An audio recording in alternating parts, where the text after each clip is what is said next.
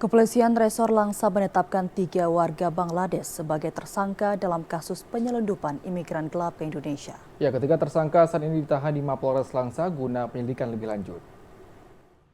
Kepolisian Resor Langsa menetapkan 3 warga Bangladesh sebagai tersangka dalam kasus penyelundupan imigran gelap ke Indonesia. Ketiga tersangka yakni MH yang berusia 49 tahun sebagai kapten kapal, MS yang berusia 27 tahun sebagai APK, dan AT yang berusia 46 tahun sebagai juru masak.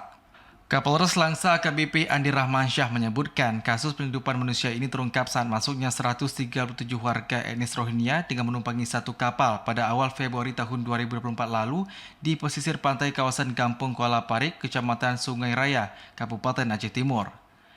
Dari hasil pemeriksaan bahwa etnis Rohingya tersebut sengaja pergi dari Bangladesh menuju Indonesia dengan membayar tiket ke agen sebesar 100.000 taka Bangladesh atau sekitar 14 juta rupiah.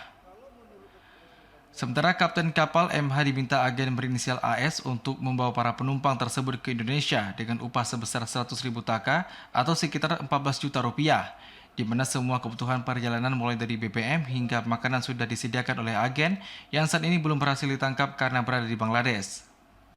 Ini dia yang biasa harusnya dibayar 100.000, akhirnya dibayar dia hanya bayar 50.000, 10.000 taka, berarti sekitar 7 juta. Nah kalau dia ini membantu koki, sama juga dibayar 50.000. Nah dia bagai masak, dia yang melayani semuanya, masak. Ini untuk semua. Jadi mereka punya peran masing-masing. Nah, ketiga-tiganya mempunyai peranan membantu penyelundupan manusia ini. Kapolres menambahkan ketika tersangka saat ini ditahan di Mapolres Langsa guna penyelidikan lebih lanjut.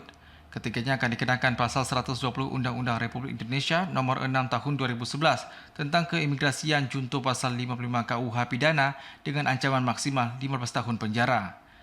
Tim Liputan TVRI melaporkan.